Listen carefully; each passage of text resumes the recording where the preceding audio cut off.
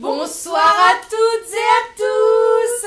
Bienvenue dans Mardi Madi, épisode spécial avec Juliette et Bulle et notre invité.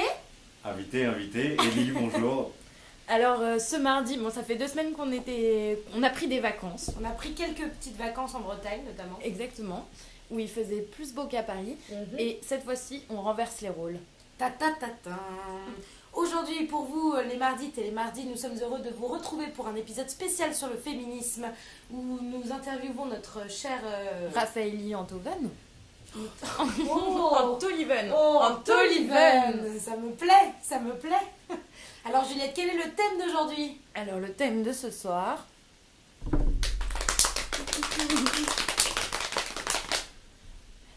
Féminisme et masculinité.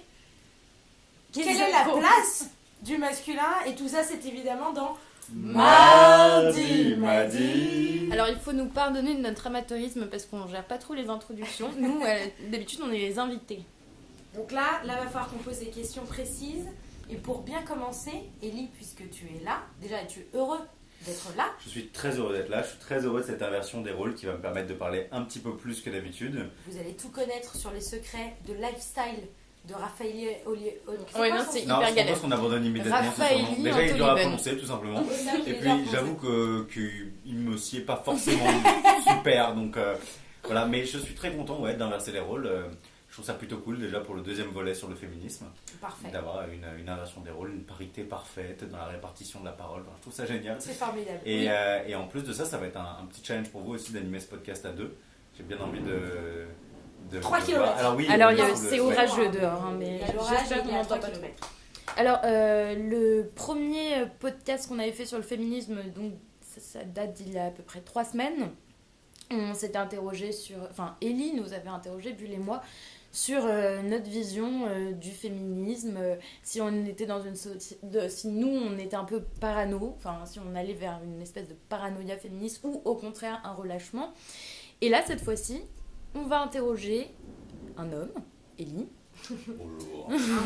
de sa voix virile, Bonjour. virilité que nous questionnerons évidemment, et pour avoir son avis sur comment lui ressent le fait qu'on parle énormément de féminisme actuellement, que sa vision à lui du féminisme, et comment est-ce que ça joue sur sa possible virilité, sa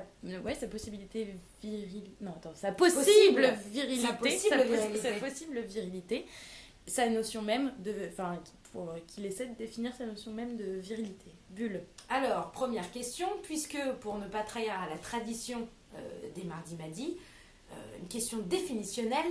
Élie, est-ce que tu pourrais essayer de définir en quelques mots ce que c'est que la masculinité pour toi ?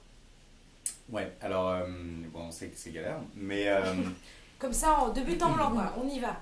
pour moi, je pense qu'il faut déjà, il faut déjà distinguer hyper précisément, même si j'en serais pas capable, virilité et masculinité. Voilà, c'est Pour toute moi, la ça ne veut question pas dire la d'aujourd'hui. même chose. Pour moi, je vais commencer par la virilité en gros, pour moi, la virilité, c'est une forme d'idéal, que ce soit positif ou négatif, ça dépend justement de certains, qui est une forme de fantasme qui a évolué au cours du temps. On repense au statut grec, à l'Apollon. Bon, généralement, en gros, l'homme tend vers quelque chose qui est cette virilité, qui est en général une taille assez grande, musclée. Je ne sais pas si après on peut le définir avec d'autres critères physiologiques, enfin physiques. Pendant l'Antiquité, par exemple, souvent un petit pénis. Aujourd'hui, plutôt l'inverse.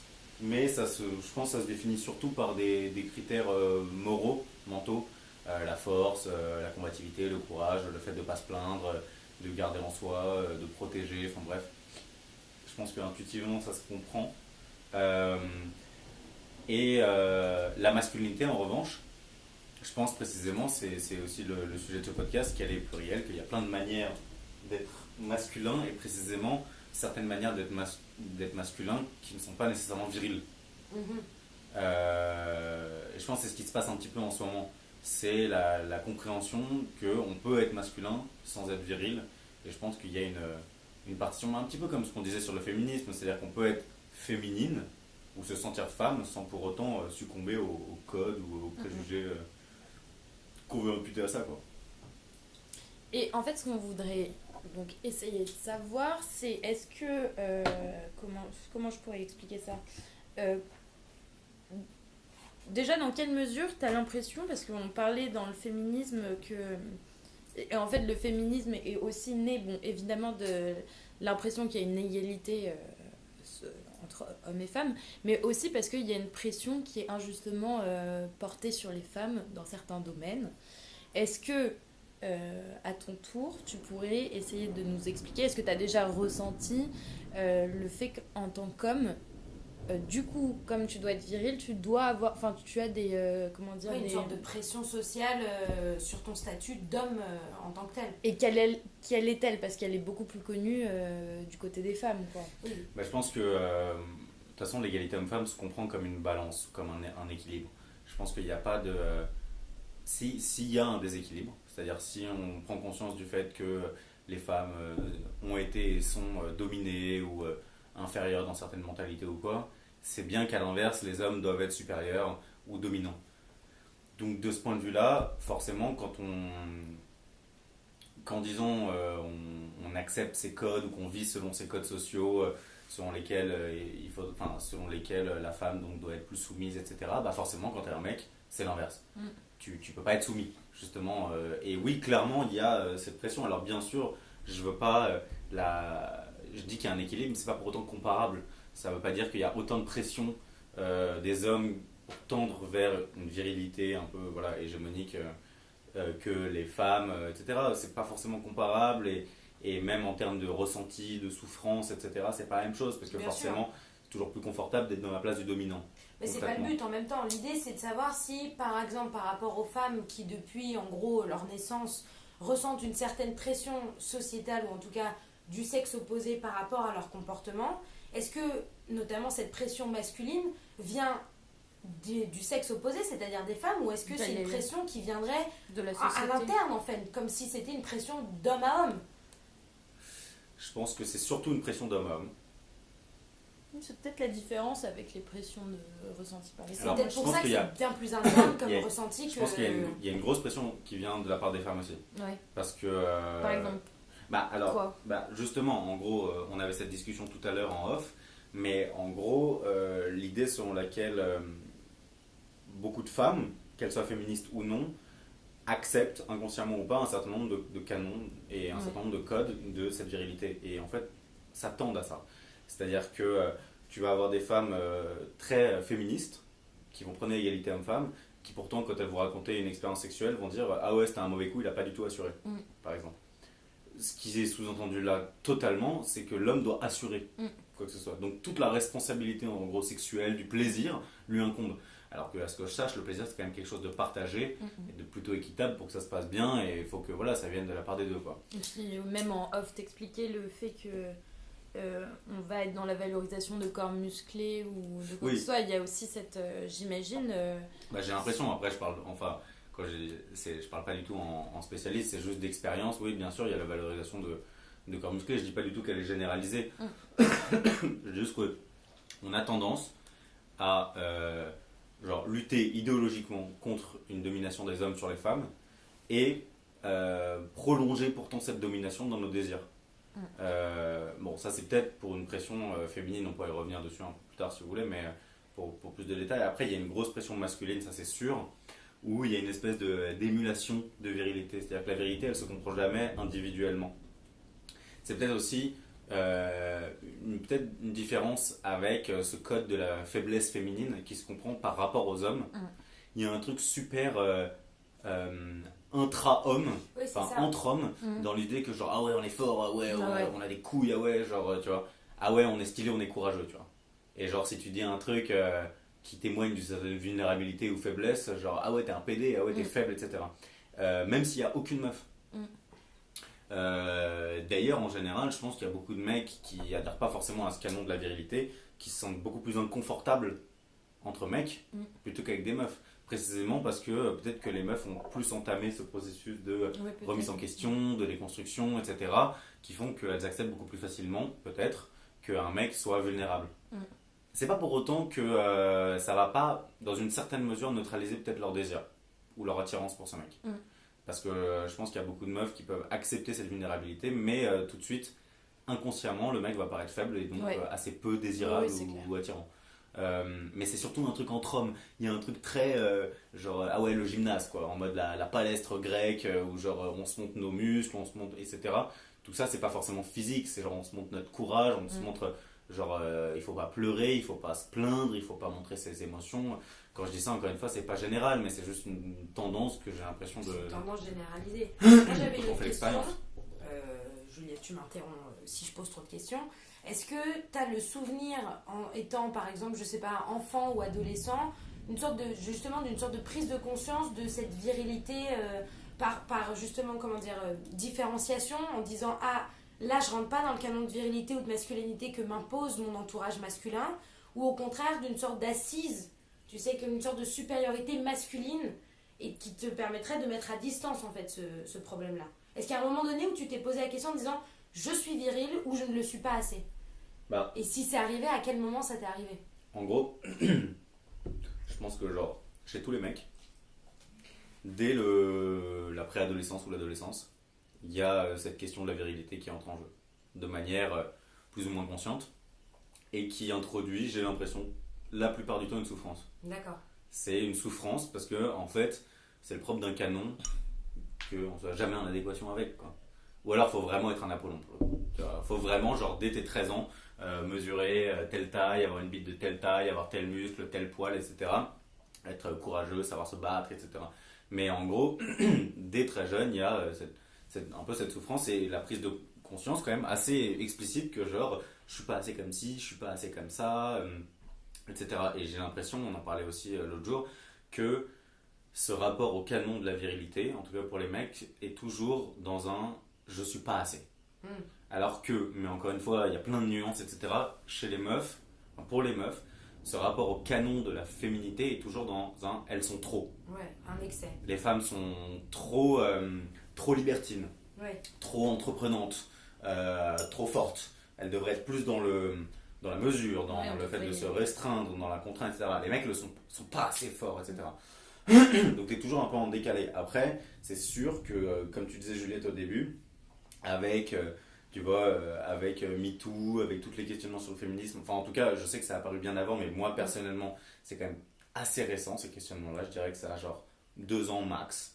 Déjà, il y a plus de questionnements sur ce que c'est et surtout de remise en question de est-ce que c'est vraiment légitime et valable et peut-être plus une acceptation. Moins de souffrance par rapport à un canon avec lequel j'entrerais en décalage ou c'est plus l'idée de genre oui bon effectivement je crois qu'elles sont pas forcément au canon de la virilité mais soit je me débrouille pas si mal que ça genre il y a pire genre l'argument du il y a pire. Non, il y a pire et il y a énormément d'expressions aussi qui témoignent de ça, enfin dans le langage c'est extrêmement présent. J'allais dire justement jusqu'à ce que je me rende compte que même cette expression là était étrange. C'est-à-dire j'ai pas par exemple un corps de lâche mais tu vois un corps de lâche c'est attribué genre une physiologie genre une prétendue lâcheté alors que genre tu peux être ultra musclé et genre pas du tout courageux et vice versa quoi. Mais en gros il y a pire et aussi c'est l'idée que genre finalement je suis pas si mal comme ça et même si je correspond pas forcément au canon finalement c'est pas mal. Après ça s'accompagne souvent un peu d'une méprise de ce canon là qui est un peu nécessaire au début. Et c'est justement toute la difficulté d'en parler entre mecs, c'est quand tu remets en question le canon, en gros c'est que t'as le seum. Tu vois ce que je veux dire? En gros genre quand tu dis ouais mais au fond est-ce qu'on doit vraiment tous être musclés, c'est en mode ah t'as le seum de pas être musclé tu vois. Mais au fond est-ce que c'est vraiment important de tenir très longtemps au lit, ah t'es un éjaculateur précoce etc. Donc en gros il y a une espèce de cloisonnement ou de cercle vicieux où tu peux pas t'exprimer. Parce qu'en fait, dès que tu t'exprimes, t'es tout de suite mis en dehors du canon, et donc t'es discrédité. Alors que, mais je sais pas si c'est encore vrai ce que je dis, tu vois, mais j'ai l'impression que pour les femmes aujourd'hui, il y a un certain consensus qui s'est créé qui fait que c'est cool d'être une femme féministe. C'est genre, après ça dépend totalement des milieux, mais ce que je veux dire, c'est que quand tu es une femme et que tu te bats pour genre, oui, je peux être forte, oui, je peux être courageuse, oui, je peux entreprendre, oui, je peux faire des trucs, bah genre, c'est bien. Alors que genre aujourd'hui, c'est encore un peu compliqué de tenir ce genre de discours quand t'es un mec. Parce que voilà, tu vas tout de suite soit être vu d'une certaine manière, soit traité de pédé comme si genre voilà, l'orientation sexuelle avait moindre rapport avec quoi que ce soit, enfin tu vois, ce genre de truc là quoi. Donc voilà. Et alors justement, puisqu'on parle de féminisme, moi j'avais quand même une question. Là, je me fais l'avocat du diable, hein. Ouais, bien sûr. Ça n'exprime absolument pas ma ou notre position. Mais est-ce que justement, par rapport au fait que tu sois un... C'est un peu bizarre à poser comme question, mais par rapport au fait que tu sois un homme, est-ce que tu ressens une forme de culpabilité à l'égard des femmes? Ou comment tu te positionnes justement Est-ce que le fait que, par exemple, on accepte que depuis, admettons, des milliers d'années, la femme soit opprimée par l'homme, est-ce que tu considères que c'est légitime, toi en tant qu'homme actuel aujourd'hui, je ne te parle pas des générations d'avant, toi en tant que Ellie Oliven, est-ce que tu considères que tu dois ressentir une certaine culpabilité de par cette définition en tant qu'homme par rapport au statut de femme? Ou est-ce que tu as dû déjà te justifier de certaines choses ou, enfin, tu vois, En fait, si tu as des exemples pratiques précis, quoi. Il y a plein de choses dans cette question.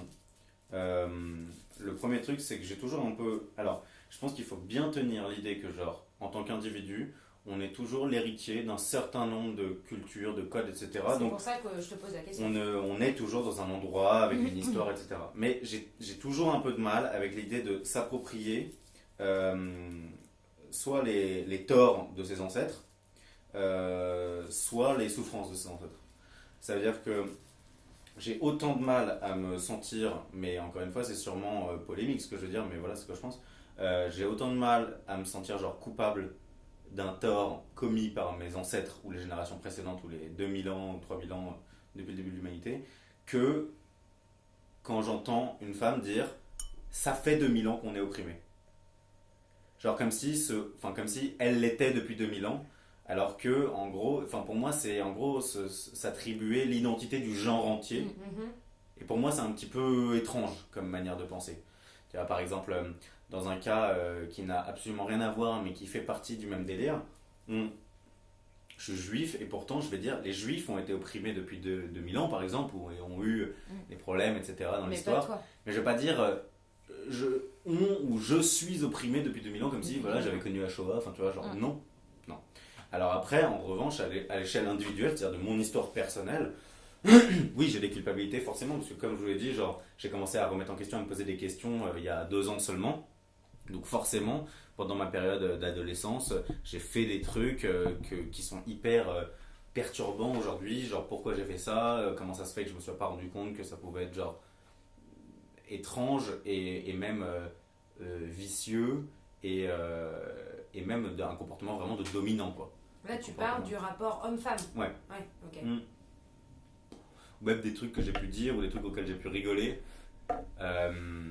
avant, de la même manière que j'imagine une meuf peut s'en vouloir d'avoir accepté pendant aussi longtemps des trucs sans dire quoi que ce soit, accepter les blagues sexistes, macho, etc., en rigolant, etc. Je dis beaucoup, etc. Jusqu'à ce qu'elle se rende compte qu'en fait c'était pas finalement si acceptable que ça. Et donc voilà, elle s'en veut un peu de s'être fait avoir à ce jeu des codes et de la société. Moi pour le coup, ouais, j'ai ça forcément quand je repense à mes années lycée, à certains trucs. Alors après, oui, j'ai fait mes expériences, etc. Mais parfois j'aurais pu les faire. Alors j'ai pas non plus fait tant de mal que ça, mais j'aurais pu les faire en faisant un peu moins de mal que ça, ou en tout cas en succombant moins aux clichés de ce que doit être genre un homme et une femme pour le coup. Enfin, je pense que j'aurais autrement plus kiffé typiquement ma sexualité au lycée si j'avais pas eu toutes ces conneries de l'homme doit faire ci, la femme doit faire ça, etc. Enfin, ça m'aurait moins pris la tête parce que c'est quand même une source d'angoisse, tu vois.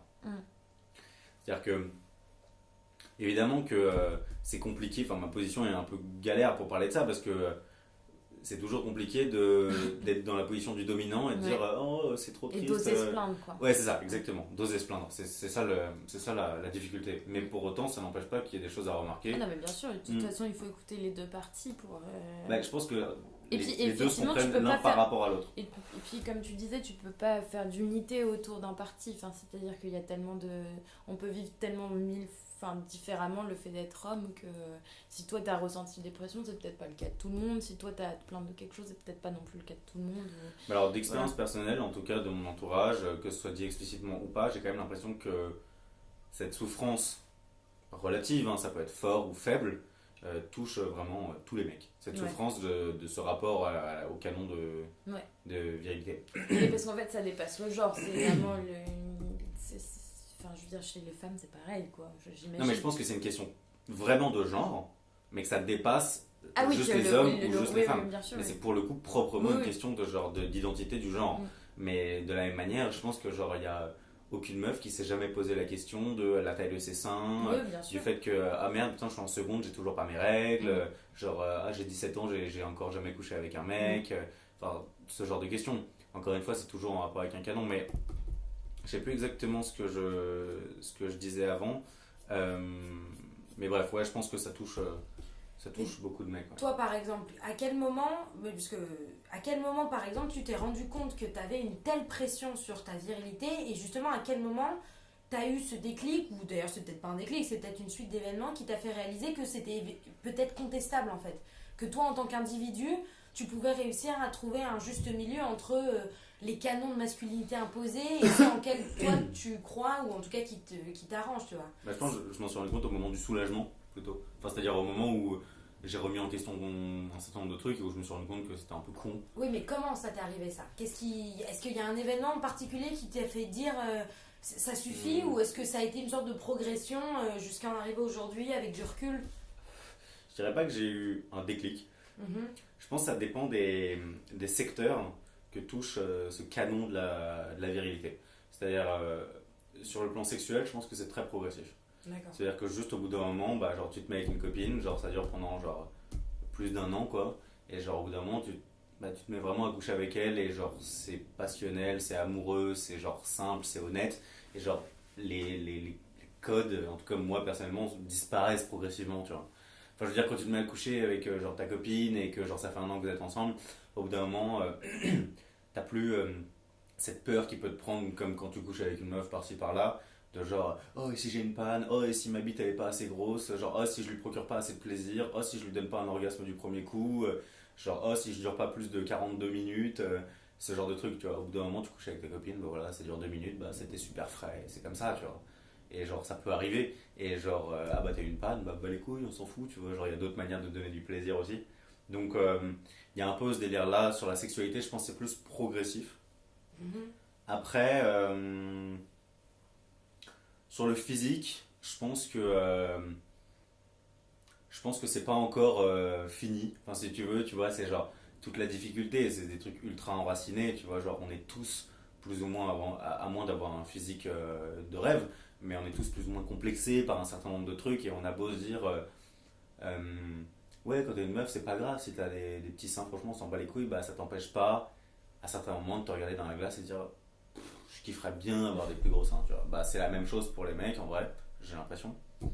Même si t'as conscience, la prise de conscience n'est pas synonyme de genre passage à l'acte et de vraiment avoir acté le je m'en foutisme de ce point de vue-là, pas genre l'indifférence. Ellie a une belle paire de seins. Et ça, on oublie de le souligner régulièrement. Non, mais en gros, voilà, je pense que physiquement, bah, ça prend peut-être plus de temps.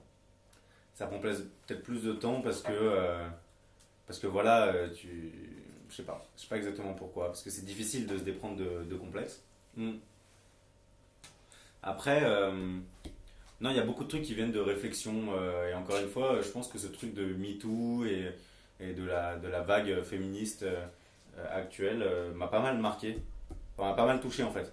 C'est-à-dire que je pense que c'est un peu le moment où j'ai pris conscience que j'étais pas seul, non seulement dans le décalage par rapport à ce canon de virilité, mais aussi dans des potentiels abus. Tu vois, en gros, il s'est passé un truc pendant MeToo où chaque jour, il y avait un mec qui tombait. Ouais. Tu vois, c'est-à-dire, il y avait une tête qui roulait au sol, quoi. En mode, tu vois, tu te réveilles le matin, tchac, t'as Le Monde, tac, Kevin Spacey, paf, Weinstein, tac, etc., etc. Et ça s'enchaînait, tu vois. Et il y avait un côté genre, waouh, ah ouais, d'accord, ok. En fait, c'est pas juste des complexes individuels en mode genre, oh, je trouve mon auriculaire trop mince, ou genre mon pied trop tordu, qui serait plutôt un délire genre individuel, mais c'est là où genre ça a basculé de genre, c'est un bail individuel là. En fait, c'est peut-être un bail de genre, tu vois. En fait, c'est peut-être un bail de mec. Sachant que je mets pas dans le même panier le décalage par rapport à ce qu'est mon virilité et les abus, les agressions, les harcèlements, etc. C'est pas du tout la même chose, mais en gros, c'est un peu la prise de conscience que genre il y a un problème, il y a un questionnement général sur genre les femmes et sur les hommes, tu vois. Donc tu pourrais dater, sans parler de dater extrêmement précis, en gros, la question du genre, en tout cas de la virilité, c'est imposée par rapport au mouvement féministe qui a émergé de ce truc-là. Ouais, totalement.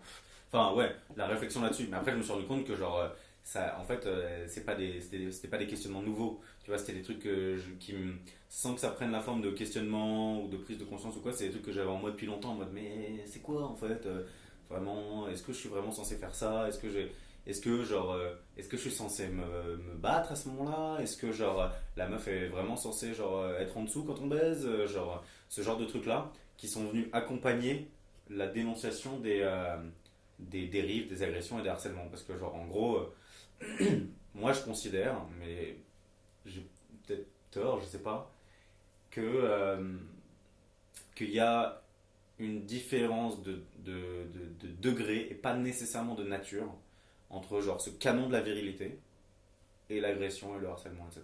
Qu'est-ce que tu entends par là, de degré? Ce que je veux dire par là, c'est qu'en gros, si tu pousses la logique masculiniste jusqu'au bout, l'homme doit être fort, l'homme doit imposer ses vues, etc.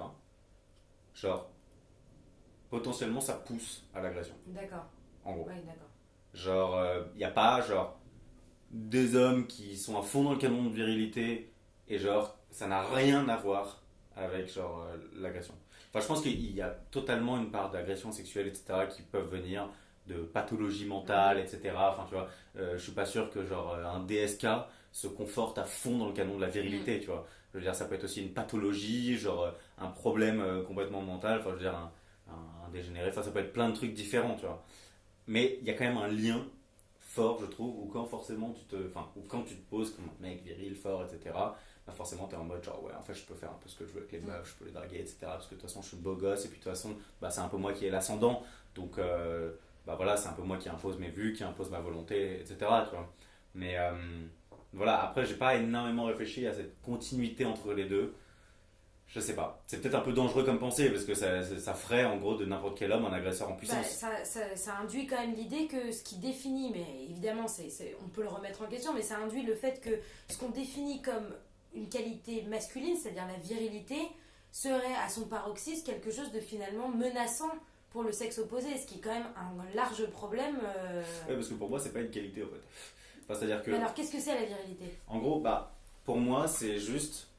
C'est pas à comprendre comme une qualité si c'est un idéal vers lequel tendre.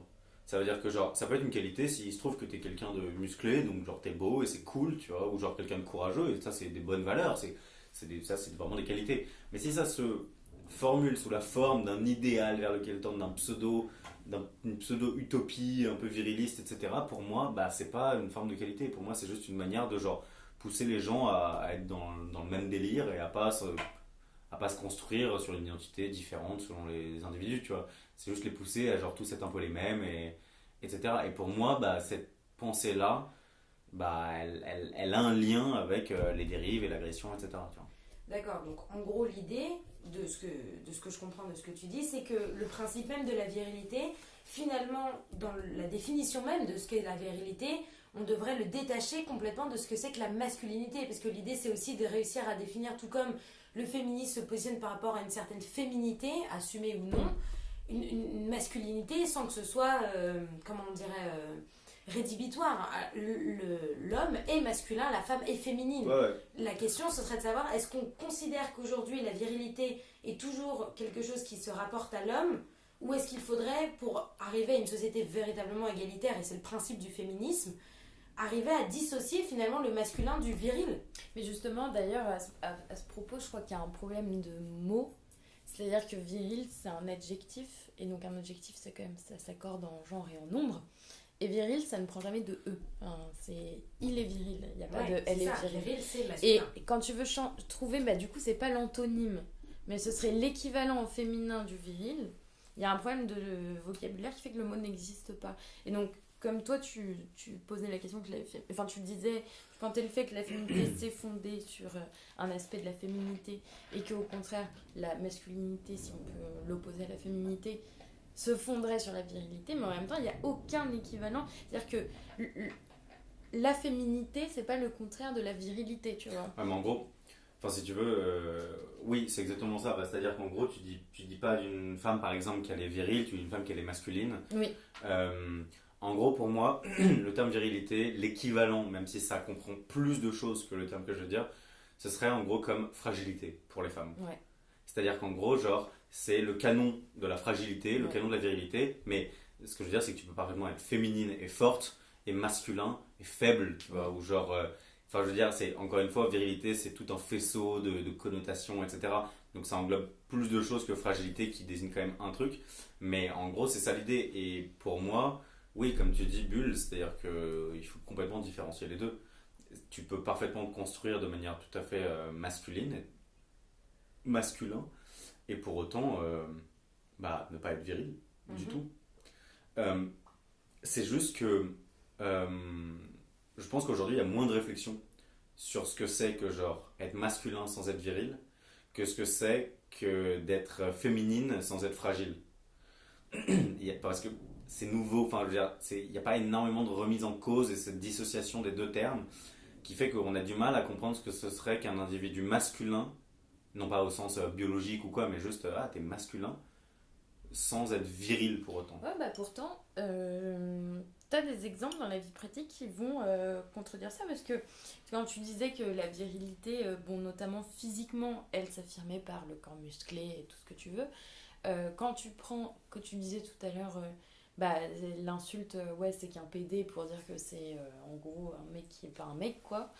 Quand tu prends justement chez la communauté gay, chez une partie de la communauté, chacun vit son homosexualité comme il le veut, mais il y a beaucoup d'homosexuels qui sont dans le culte du corps musclé, du corps même un peu surmusclé, tu vois. Je pense notamment à tous ces mecs en Marcel et qui sont là à rouler des mécaniques et qui en même temps s'affirment comme super gays, tu vois. Et qui à côté sont dans la démonstration de la virilité de leur corps, qui est du coup contraire à ce que... à ce que nous on pense être viril, tu vois. Alors pour moi il y a plusieurs trucs. Déjà la virilité est ultra associée à l'hétérosexualité. Oui, ça c'est clair. Mais après il y a plein de phénomènes un petit peu étranges, de non-convergence des luttes un petit peu, où tu vas avoir par exemple des communautés gays en Russie qui vont être justement dans une affirmation non pas de leur masculinité avec des muscles, mais vraiment de leur virilité pour le coup, mais conçue comme en gros l'homosexualité en fait c'est juste de l'entre-soi entre hommes parce que les femmes sont faibles. Ah ouais. Tu vois ce que je veux dire? Genre les femmes sont faibles, les femmes sont des individus inférieurs, les hommes au contraire sont supérieurs. C'est pour ça que genre coucher avec des femmes ce serait s'abaisser. Autant rester entre supérieurs quoi. Exactement. Donc là pour le coup moi je le vois vraiment toujours comme une forme de virilité. Certes qui est passée de l'hétérosexualité à l'homosexualité, mais toujours comme une forme de virilité parce qu'elle implique d'une manière ou d'une autre une forme de domination ou une forme d'infériorité. Parce qu'il y a ça en gros, pour moi la virilité c'est une forme d'inégalité entre hommes et femmes. Enfin, en gros elle suppose une supériorité de l'homme sur la femme et pas la masculinité en gros. Après tu vois c'est majoritairement hétéro, mais ça peut dépasser ça. Tu vois. C'est pour ça qu'en gros je disais que pour moi dans la droite ligne de la virilité il y a les dérives, les agressions, etc. D'accord. Parce que genre pour moi la virilité de manière larvée et implicite suppose une forme de supériorité. D'accord. Donc la virilité serait en fait une qualité, je le passe pas en tant que supériorité ou une qualité, disons, comment est-ce qu'on pourrait dire ça, une valeur ouais, non, là il y a encore un côté un peu bénéfique, disons une spécificité, pour rester dans le neutre, une spécificité masculine qui, comme le soulignait Juliette, n'a pas finalement de pendant féminin, qui serait, mais encore une fois, là, on parle quand même c'est vrai qu'on parle d'une construction d'un langage et d'un vocabulaire qui a été toujours poussé vers le masculin. Donc c'est vrai que c'est assez logique que la virilité n'ait pas de pendant féminin, parce que c'est assez récent qu'on commence à accorder des spécificités et des qualités aux femmes. Contrairement aux hommes, pour le coup, la virilité, c'est le principe, comme tu disais, d'une forme de supériorité qui, du coup, n'a pas besoin d'un penchant féminin, puisque tout simplement, il est nul, il n'existe pas. Donc la virilité serait une forme de supériorité masculine qui pourrait entraîner des dérives. Mais alors, quid de la masculinité? Comment définir finalement une masculinité qui, justement, surpasserait ou, on mettrait de côté la virilité? Et ça, peu importe, finalement, l'orientation sexuelle, qu'on soit homosexuel ou hétérosexuel ou même bisexuel, la masculinité c'est quelque chose qui existe, ou en tout cas qui a tendance à se manifester. Comment est-ce que toi en gros, tu lui donnerais forme, quoi? Je pense qu'il n'y a pas, par exemple, physiquement d'attributs qui soient véritablement virils. C'est-à-dire, par exemple, je prends l'exemple des muscles. En fait, tout dépend de la manière dont ton rapport à ton corps et à ce que tu es en train de faire. Je prends un exemple tout con. Les muscles, par exemple, tu peux parfaitement dire que les muscles sont ton attribut, par exemple, de la masculinité, et juste le cultiver parce que tu trouves ça beau. Très bien. D'accord? Mais sans supposer une inégalité entre hommes et femmes. De la même manière que tu peux dire que des femmes peuvent aimer, genre se muscler, avoir des muscles.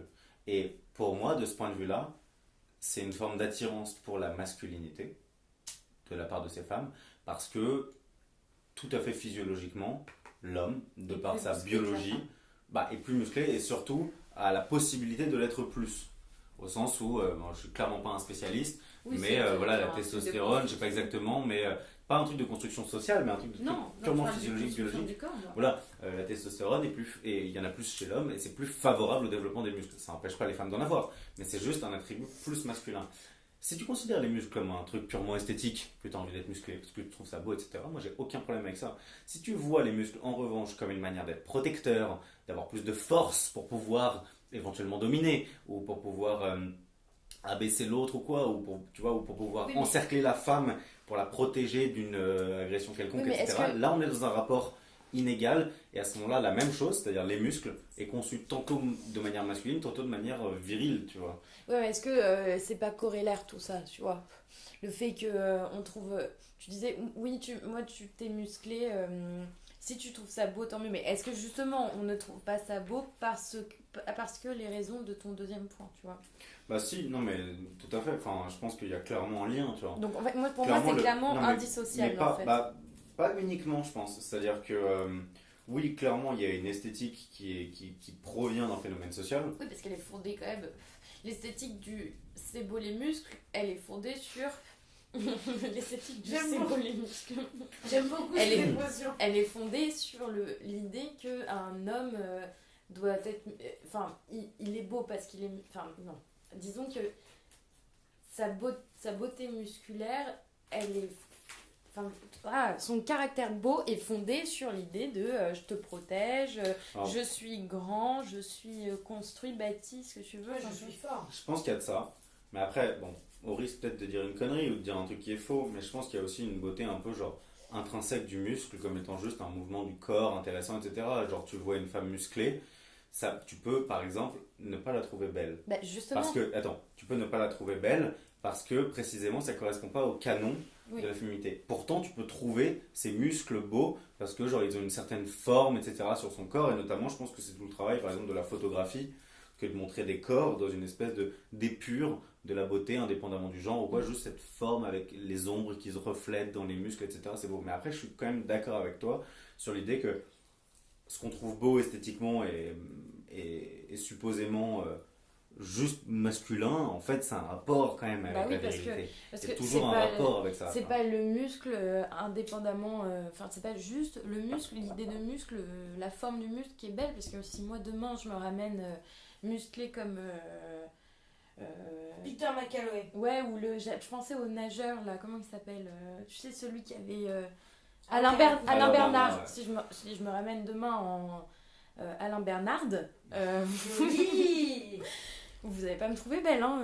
C'est pas parce que j'ai du muscle, enfin, c'est pas le muscle qui est beau, c'est, à mon avis, Oui, c'est la ça construction. crée une silhouette. Ça crée une silhouette. Oui, et puis c'est le symbolique du muscle Bien sûr. qui rend la personne belle. Bah, tu c'est vois. pour ça que je pense que c'est ultra important de réfléchir à ce qui pourrait être proprement masculin, si tant est que ça veut dire quoi que ce soit en fait, mais moi je pense quand même, parce que, enfin je veux dire, dire le contraire, ce serait...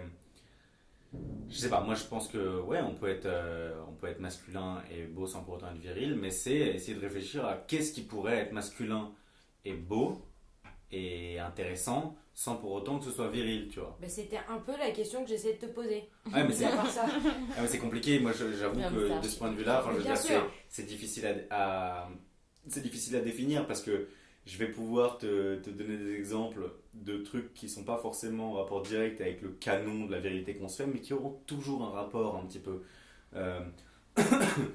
Je sais pas comment. Non, mais par dire. exemple, regarde, prenons justement, c'est un truc qu'on évoquait dans l'épisode sur le féminisme, toute cette idée par exemple de le poil, le maquillage, tu vois, ces sortes de choses qu'on considère comme des canons féminins, de la féminité, et qui peuvent aujourd'hui encore être revendiquées par les féministes comme une sorte d'appréciation de soi ou de simplement d'expansion, de dire moi j'ai envie de porter des talons, moi j'ai pas envie. On s'en fout, on est des femmes, ça Bah alors, fonctionne. il y a de Est-ce ça. qu'il y a, Mais est-ce j'ai qu'il y trouvé a un quelque chose exemple. là-dessus sur les hommes, sur le masculin justement? J'ai trouvé un exemple qui peut-être est intéressant. C'est la voix. Ah, j'y pensais, La voix mais je grave. vais te poser la question. La voix grave, bon, à exception faite de certaines femmes qui ont la voix très grave, c'est quand même un attribut masculin, physiologiquement, les cordes vocales, tout Et ça, puis, c'est comme ça qui font puis- que la voix est plus grave chez les hommes. Bon, Puis il y a cette période, un grade de mutation chez l'homme que la femme n'a. Qui est très drôle d'ailleurs. Hein, mais on le tu peux avoir la voix, ouvrir le cidre. tu peux avoir une voix grave et très belle, sans du tout que ce soit rattaché à un canon de virilité. Ouais. Alors après, tu auras toujours des études qui vont te montrer qu'en fait, la voix grave, ça va être relié à un certain champ protecteur parce que ça fait appel à des fréquences comme ci, comme ça. Ah Donc ouais, finalement, en fait, quand les femmes sont attirées par des voix graves, c'est parce qu'elles ressentent une éventuelle protection et donc finalement, tu vas toujours le rattacher à la vérité. Mais c'est peut-être l'exemple le plus masculin et le plus loin de la virilité que je puisse trouver. Et puis je trouve que c'est un exemple intéressant parce que les femmes à voix grave, on va pas dire d'elles qu'elles ont une voix masculine ou virile, mais justement je trouve qu'il va y avoir un truc grave, qui va être presque même sexy. Oui, c'est ça. Et presque, du coup, ça va être du féminin inattendu Ouais, ouais. et ça va relever d'un. Ça va quand même être féminin Ouais, en voilà. fait. Il va y Bah, avoir. en gros, je pense que c'est un exemple plus intuitivement compréhensible que genre le muscle en soi. Oui, ouais. En gros, c'est un peu la même chose, c'est-à-dire le muscle en soi comme chose belle, et ben c'est la voix grave en soi comme chose belle. Mais tu vois, tu peux être un mec, avoir une super belle voix et pourtant dire un truc ultra pété Ouais. ou même complètement anti-viriliste. Genre, tu peux dire avec une voix super grave et sensuelle, je suis quelqu'un de fondamentalement faible. Tu vois et genre, Et ça nous fait plaisir. tu vois ce que je veux dire et pour le coup, bah, tu peux trouver ça sexy et beau et pour le Ouais. coup, pas du tout viril, quoi. Donc, donc je sais pas. Je pense que c'est assez complexe comme question, il faudrait que j'y réfléchisse, mais ça, pour le coup, c'est un truc... on peut à la fois trouver des choses comme ça et puis après, ça va être un truc très individuel aussi, tu vois. Ça va être genre un peu à chacun de trouver sa voix pour être genre masculin à sa manière. Enfin, tu vois, là, on entre dans un truc un peu plus individuel. Bien sûr. Mais peu galère, c'était justement ma question d'après. Est-ce que toi, tu as l'impression d'avoir trouvé un équilibre justement entre ce masculin et cette virilité qu'on peut éventuellement remettre en question? Est-ce que tu te sens aujourd'hui, par exemple, un homme sans ces contradictions ou est-ce qu'au contraire, tu es toujours un peu, je sais pas, tiroyé, j'allais dire, c'est pas ça du tout, tiraillé. Je parle le vieux François. Bah, Tiraillé entre des valeurs qui sont pas les tiennes et qui pourtant t'obligent que t'es obligé de respecter pour, tu vois, t'asseoir en tant qu'homme, genre. T'asseoir en tant qu'homme. J'ai un problème d'expression. bah non, mais ce qui est sûr, c'est qu'il y a un certain nombre de trucs à faire pour t'asseoir en tant qu'homme, comme tu dis. Je te remercie. Mais qui sont sûrement plus de la forme de la contrainte aujourd'hui, enfin en tout cas pour moi. Tu peux pas tout faire, tout dire de ce que tu penses, ça c'est sûr. Après, est-ce que j'ai trouvé un équilibre Ouais, j'ai l'impression. J'ai l'impression, cette fois plus dans une séparation, j'ai l'impression, du corps et de l'esprit. C'est-à-dire, bon, pas trop en ce moment, c'est un peu galère, mais je sais pas, j'aime bien l'idée que je vais essayer de faire du sport, je vais essayer de faire un régime pour essayer d'être un peu plus musclé, un peu mieux bâti, un peu plus ciselé, qu'on voit plus mes muscles par exemple, ce genre de truc. Et dans ma tête, au contraire, être dans un rejet radical de la moindre différence entre hommes et femmes. En tout cas, le plus possible, le plus que je peux, tu vois. Encore une fois, il y a toujours des trucs un peu pernicieux qui se glissent, c'est larvé, donc c'est difficile de lutter totalement, tu vois. Mais ouais, j'ai l'impression d'avoir trouvé un équilibre un peu dans cette séparation, tu vois. Mais pour autant, je suis pas dans un culte viriliste du corps. Je pense que ouais, l'équilibre, pour moi en tout cas, mais c'est un peu un équilibre vacillant, quoi. C'est pas super ouf comme équilibre, juste de séparer, bah tiens, mon corps va être masculin ou pseudo-viril et ma tête va être féministe, tu vois. Et alors, parce que dans la façon dont on parle, le principe même de masculin a l'air de s'opposer un peu à cette idée de féminine, comme si un corps qui masculin, serait, non, viril, oui. Oui, mais tu vois, dans cet esprit de je vais avoir un corps viril et je vais avoir un esprit féministe. Non, ça s'oppose pas, c'est juste que c'est. Encore une fois, comme on vient de le dire, etc., théoriquement ça s'oppose pas. C'est juste dans la pratique, il y a toujours des frictions, c'est toujours compliqué, tu vois. Tu te poses toujours des questions en mode, mais pourquoi en fait j'ai envie d'avoir des muscles? Genre, pourquoi est-ce que je me sens mal dans telle situation? Pourquoi est-ce que. Je sais pas, quand ça m'est déjà arrivé par exemple de rentrer chez moi avec mon ex maintenant actuel. Il y a deux mecs qui arrivent, qui commencent à me charrier un peu et surtout à insulter donc ma copine de l'époque. À dire des trucs en mode ouais, tu le suces, je sais pas quoi, t'es bonne, ouais, tu la baises, je sais pas. Enfin des trucs comme ça. Et on était en Vélib, on arrivait à Bastille. Et bah voilà, rationnellement, en gros, tu te dis quoi dans ces moments-là? Rationnellement, tu te dis, bon, je vais pas me baisser à leur niveau, parce que genre, c'est des cons, tu vois. Et je vais pas non plus me battre avec eux, parce que concrètement, je sais pas me battre, et eux, oui. Et même si je savais me battre, et eux, non, ils sont deux ou même trois. Et je suis tout seul. Et je suis tout seul, donc en gros, est-ce que ça vaut le coup pour des insultes de finir à l'hosto? Je sais pas. Oui, c'est assez concret, non? Donc rationnellement tu penses à ça et puis rationnellement tu sais aussi très bien que ta copine genre elle en a vu d'autres et que genre clairement jamais de la vie sauf si c'est vraiment une conne parce que pour moi les meufs qui genre en gros demandent à leur mec ouais, s'attendent pas à que tu la défendes des meufs qui attendent de leur mec qui se battent pour défendre ça pour moi c'est juste des connasses genre non mais c'est vrai tu vois. Non mais bien sûr et big up aux connasses qui nous écoutent aujourd'hui. Pour moi c'est juste des connasses. Tu sais très bien que ta meuf, elle te regarde en mode genre. Genre, dis rien, oui. Mais sauf que tu rentres chez toi et t'as mal, tu vois. T'as mal au cul, tu vois. T'as putain de mal au cul parce que, genre, en gros, bah, tu sais pas pourquoi tu te sens. Atteint, quoi. Tu te sens atteint, t'as l'impression que ton honneur a été souillé, tu te dis putain, j'aurais dû. Descendre de mon vélo, le choper à deux mains, le lever, pousser un cri de Tarzan, leur balancer à la gueule et puis, genre, les défoncer.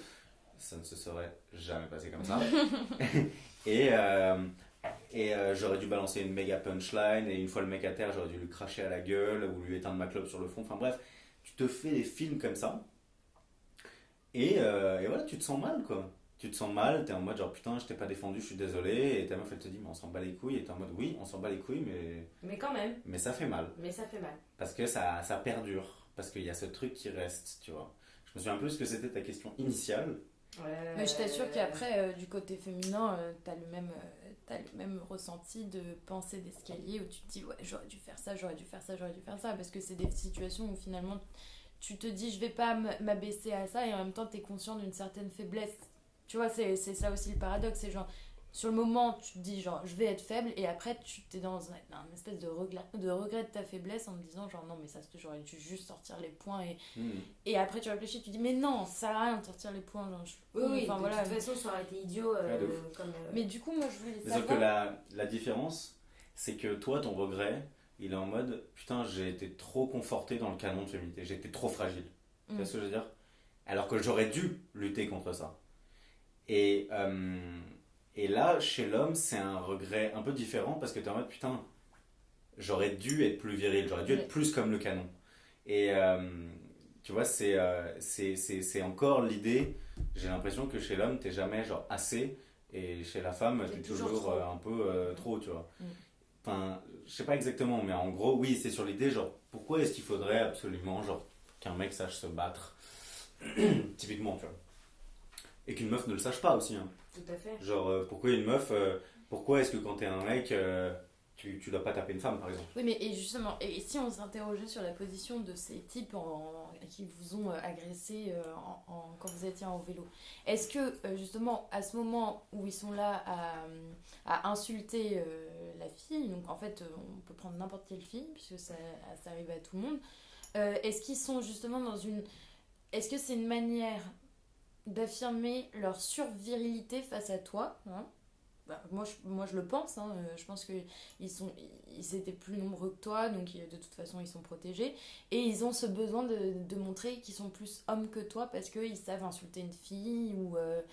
Enfin, tu vois? Bah, oui, clairement, il y a ça. Enfin, je pense que, genre, quand un mec insulte C'est une un espèce de couple, provocation de mec à mec. Exactement. En fait, plus C'est ça, de mec à c'est-à-dire meuf. qu'en fait, le la mec, fille devient un il prétexte. s'en bat les couilles de la meuf, contrairement aux mecs qui donc, vont aborder des meufs qui sont seules dans la Ouais. rue.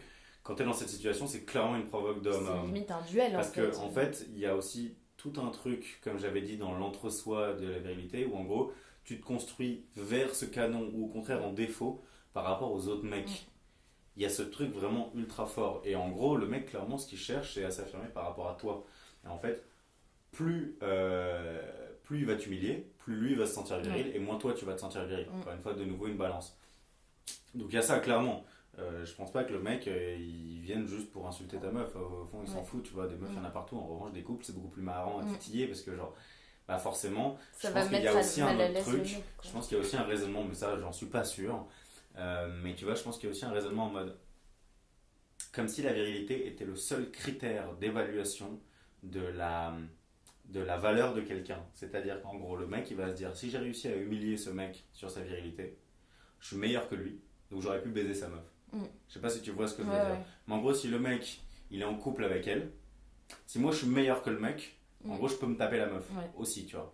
Je pense qu'il y a aussi ce genre de réflexion un peu triangulaire, comme si, voilà, ce canon, enfin ce truc de la virilité était en gros le seul critère possible, et si lui est supérieur à toi, bah ensuite il peut faire tout ce que tu peux faire et mieux que toi, et notamment particulièrement coucher avec ta copine. Tu vois. Bah après, voilà, je sais pas jusqu'où ça se tient, je sais pas si c'est tordu, si c'est tiré par les cheveux, mais c'est j'ai très quand même- darwiniste comme position. j'ai J'en quand même parlais l'impression- tout à l'heure. Ah, il y a, non mais il y a un mais truc. Il y a un côté hyper primaire dans cette provocation, et c'est probablement par ce côté très primitif que ça te marque autant malgré tout ce que tu sais aujourd'hui, tous les questionnements que tu as pu avoir sur ce que c'est que la masculinité et la virilité. C'est parce que ça touche une sorte d'ego primitif en toi qui te dit que tu es un mâle et que parce que tu es mâle, tu es dominant. Et te faire abaisser par un autre mâle et non pas par une femelle, il y a un côté pour l'ego qui est beaucoup plus difficile que de te faire abaisser par quelqu'un d'un Non, mais sexe opposé. comme tu racontais tout à l'heure, bah, c'est comme ça que ça se passe aux temps anciens ou même chez les animaux. C'est en mode genre, quand t'as un nouveau mâle qui arrive, il défie le mâle en place, et s'il le bat, Il devient... il devient mâle à la place du mâle, il devient fakir à la place du de... fakir. Non, c'est calife. Non, Calife à la place du Calife. calife. Et par extension... Il devient tapir même. Et Faire tapir la- à la place du tapir. Et par extension, il chope toutes les femelles. Exactement. Parce qu'il y a ça aussi. Il y a genre, voilà, j'ai évincé l'autre mâle, mais c'est pas juste que j'ai la position de chef, c'est aussi j'ai toutes les meufs, quoi. Comme si, en gros, la meuf gravitait autour de deux mecs et que, genre, clac, ils se remplaçaient les uns les autres en fonction de leur force, etc. Bien sûr. Mais ouais, il y a clairement ce truc-là. Et en fait, bah, j'ai l'impression, mais là on rejoint un peu le délire de genre paranoïde, genre paranoïa, je sais pas quoi, qu'il y a ce jeu de confrontation constant sur ce canon de la virilité. J'ai l'impression qu'il n'y a pas spécialement plus de confrontation entre les hommes, entre eux, qu'entre les femmes d'entre elles. Parce que genre, je pense que genre, il y a de la solidarité masculine, il y a de la solidarité féminine, il y a des meufs qui se foutent des coups de poignard dans le dos, il y a des mecs qui font la même chose. Juste, j'ai l'impression que les meufs, quand elles se fritent, c'est plus sur d'autres choses C'est possible. que genre, on va voir laquelle est la plus féminine, ou enfin genre laquelle est la plus genre proche de ce canon de la féminité, tu vois. C'est Mais sur- parfois, ce qui est sur assez d'autres intéressant, c'est aspects. peut-être que des meufs qui vont s'embrouiller entre elles sur justement des questions qui sont des questions de femmes, elles vont beaucoup emprunter les codes virils et prendre des positions de mec en disant ouais toi de toute façon t'es qu'une pute, t'es qu'une fille facile ou tout ce que tu veux, et justement elles vont avoir un peu une position de, elles vont penser comme un mâle mec alpha, quoi. ouais, comme un mâle alpha, alors qu'elles sont juste rien, elles ont rien du mâle alpha, tu vois, mais elles vont emprunter ça parce que peut-être que c'est ça, peut-être que de la bagarre on emprunte beaucoup au masculin, tu vois. Bah, c'est complètement ça, c'est-à-dire que les codes de domination et de supériorité sont avant tout des codes de virilité, c'est ce qu'on disait au début.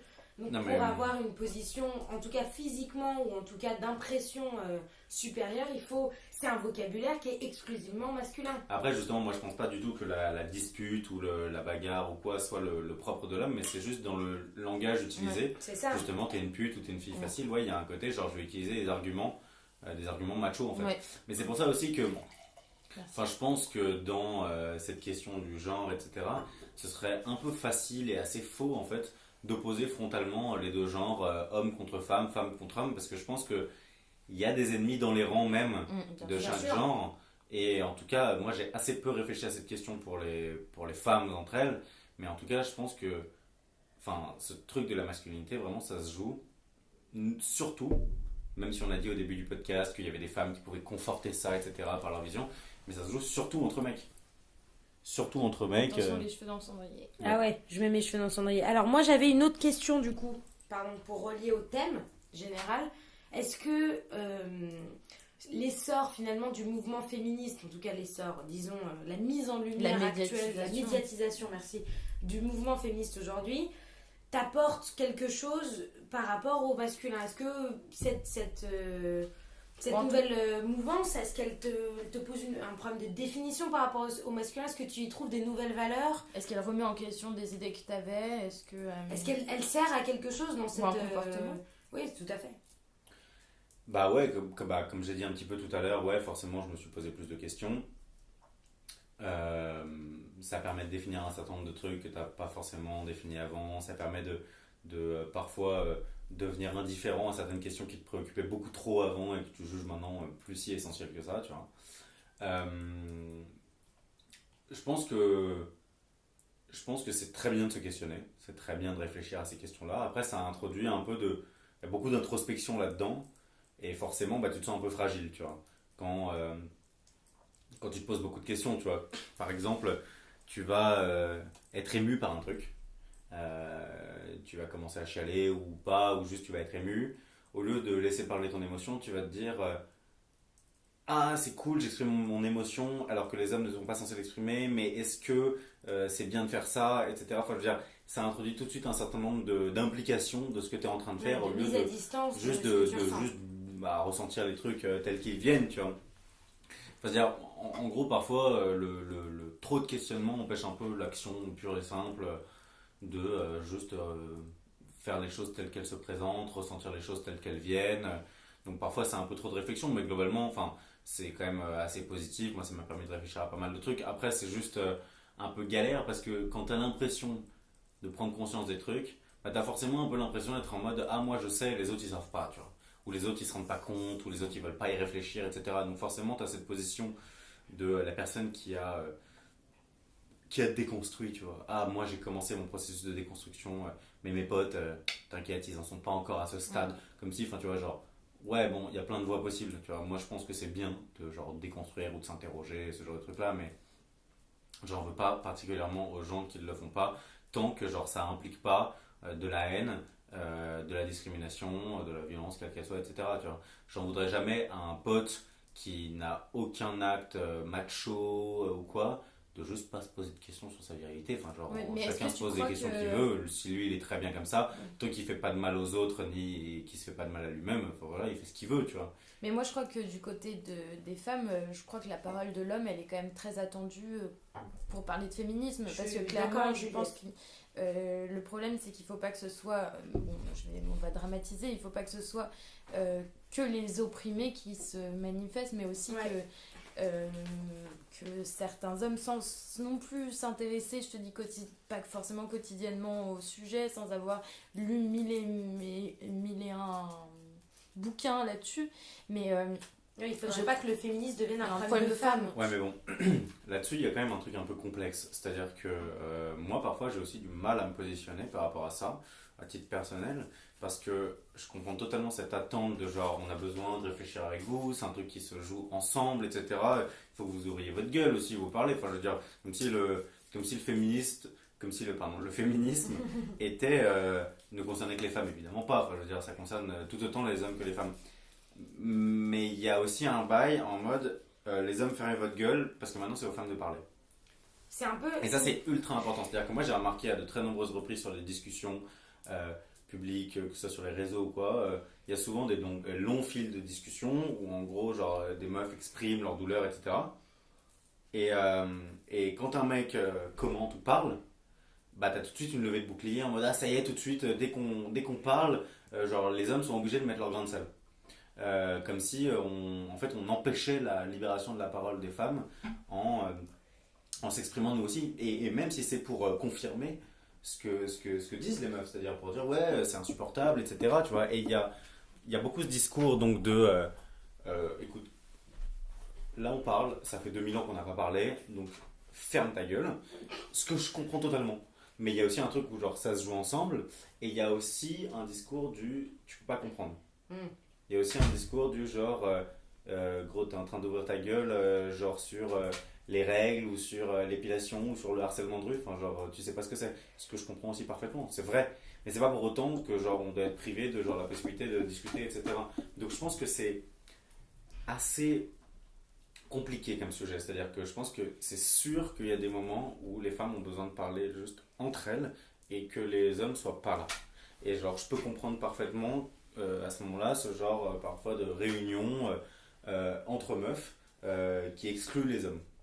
Quand par exemple, bon déjà parce que ça permet une meilleure compréhension, peut-être, parce que certaines femmes sont complètement mal à l'aise avec le fait de parler d'un truc qui leur est arrivé en présence juste masculine, même si le mec en question n'a rien à voir avec ce qui lui est arrivé, tu vois. Mais j'imagine peut-être que ça va être plus simple pour des meufs de genre... parler de viol peut-être et de leur expérience traumatique, genre sans homme présent, tu vois. Mais je pense que radicaliser cette position, c'est genre compliqué, quoi. Parce que le dialogue, il se fait ensemble. Moi, j'essaye de jauger un peu quand je débarque dans une discussion genre féministe, etc. J'essaie de jauger si c'est la place pour moi de parler, d'exprimer ce que je pense ou pas. C'est une des raisons pour lesquelles aussi... je voulais faire ce podcast de manière séparée. Un volet sur la femme, un volet sur l'homme, parce que même si les problèmes sont liés, je pense que c'est important de mettre en balance les deux, de faire des comparaisons, mais aussi de laisser parler les gens qui sont concernés. Parce que voilà, et c'est ça que je peux reprocher aussi, notamment, j'en profite pour mettre un petit coup de gueule, que je peux reprocher notamment à certains podcasts, comme... la poudre, non, pas du tout, mais comme... c'est celle que je connais. Comme... non, au contraire, tu vois, la poudre, c'est des femmes qui parlent de femmes. Ouais. Mais comme Les couilles sur la table. Ou Les couilles sur la table, c'est un podcast animé par une femme qui invite majoritairement des femmes pour parler d'hommes. Et moi, j'ai un peu un problème avec ça. Parce que j'ai l'impression que certes, il y a des informations ultra précieuses qui sont racontées dedans, il y a beaucoup d'éléments. Les femmes qui sont invitées, évidemment, c'est pas des femmes lambda, c'est des chercheuses, des théoriciennes qui ont énormément travaillé sur la masculinité. Mais, tu vois, je veux dire, il y a des trucs qu'elles disent, je suis en mode, oui, bon, en vrai, c'est con, mais de la même manière que moi, je vais pas parler de ce que ça fait que d'avoir des règles, d'avoir ces règles, et genre la douleur, ce que c'est, ou genre de l'accouchement ou quoi, bah, tu sais pas non plus ce que ça fait d'être un mec, donc genre, ne parle pas, tu vois. Donc c'est une position compliquée, tu vois. Bah, genre à quel moment est-ce qu'on peut parler ou fermer sa gueule. Je pense que genre juste faut être prudent, quoi. Et c'est bien pour ça qu'on a voulu te laisser la parole mais, ce soir. Grave, mais juste j'en profite donc pour terminer, c'est pour ça peut-être qu'il y a une certaine réticence aussi, outre le fait que c'est un sujet compliqué, etc., mais de la part de certains mecs à parler. Je pense notamment à certains moments où on avait des discussions genre sur le féminisme et où genre il y avait 4 meufs, 4 mecs et genre en gros les 4 meufs parlaient, moi je parlais et les 3 autres gaillards bah ils fermaient leur gueule. Mais c'est aussi parce que genre Bien sûr, oui. ça arrive régulièrement que en gros quand tu parles de féminisme et que tu commences à parler de harcèlement de rue, bah t'es une meuf qui te jette à la gueule, ce qui est aussi compréhensible, genre mais ferme ta gueule, tu comprends pas, tu sais pas ce que c'est, tu te fais aborder 5 fois par jour dans la rue, non, alors qu'est-ce que t'en sais, tu vois. Et dans ces cas-là, t'es un peu en mode genre, ok. Donc, voilà, je vais genre la Ok, je fermer ne sais pas. parce que genre je ne sais pas. Ok. Bah écoute, voilà, tu vois. Donc c'est complexe. Mais c'était tout l'intérêt même de ce podcast, de se poser justement la question face aux féministes que peut faire, ou en tout cas quels sont les questionnements que se porte l'homme face à ce mouvement-là. Et comme on l'a dit et répété, le féminisme, c'est pas un problème de femmes, c'est un problème sociétal qui inclut autant les femmes que les hommes. Et c'est pour ça que c'est aussi important de parler de masculinité, au cas où vous n'auriez pas encore compris, mes chers mardis et mes chères mardites, car tout ce qui a lien avec la féminité se construit évidemment par rapport à la masculinité. Et c'était le sujet de ce soir.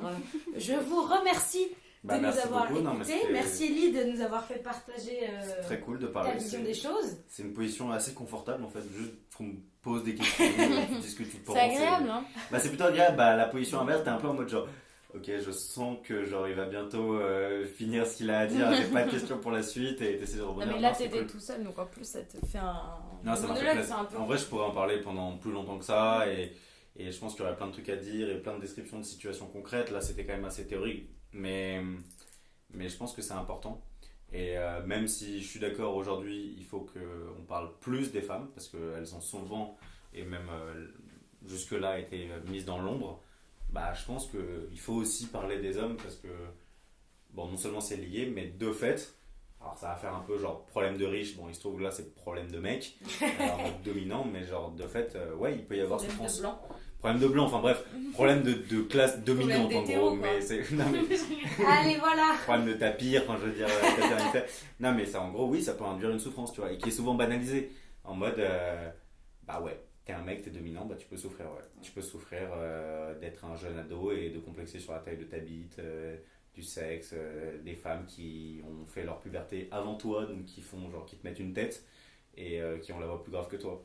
Donc c'est un peu. Et on en place une pour toutes les petites bites qui nous écoutent ce soir. On vous aime quand même. Vous êtes quand On vous même adore. masculin. Et vous êtes quand même des hommes. Et vous êtes quand même des hommes, Des comme vrais, l'a dit hein. Juliette. Des vrais, pas hommes. des faux, parce que il faudrait Bah quand même. non. Voilà. Et c'est ceux-là qu'on préfère. Sur ce, les mardis et les mardites, on va vous laisser sur un joli jingle. On vous fait des Comme bisous. on a l'habitude de le faire. Attention. Mardi. Et je reprends le contrôle pour la fin de cet épisode parce que oui, transformation immédiate, métamorphose soudaine. On se retrouvera la semaine prochaine avec un épisode dont on ne connaît pas encore le thème. On espère éventuellement, après quelques tentatives infructueuses, avoir peut-être un invité. Hein, on ne sait pas, ça pourrait être intéressant de sortir de l'entre-soi, d'inviter des gens qui ont des choses à dire différentes, qui s'expriment de manière différente, entendre des voix nouvelles. Ça nous a fait très plaisir que Tout à vous fait. nous ayez écoutés pendant maintenant 1h, 7 minutes et 20 secondes de podcast. Aïe. On est désolé C'était pour long. Les 2 semaines de vacances. Hein. On est désolé, On mais se ça rattrape ne avec nos se 7 reproduira plus ou pas d'ailleurs. On peut se laisser tout à fait la liberté d'être absent pendant 2 semaines, un Oui. mois. Je veux dire, c'est un podcast, on s'en bat les couilles, on fait ce qu'on veut. On fait ce qu'on veut. Voilà, Allez. bah, sur ces bons mots, on vous laisse, on vous fait des bisous. Ciao. Ciao.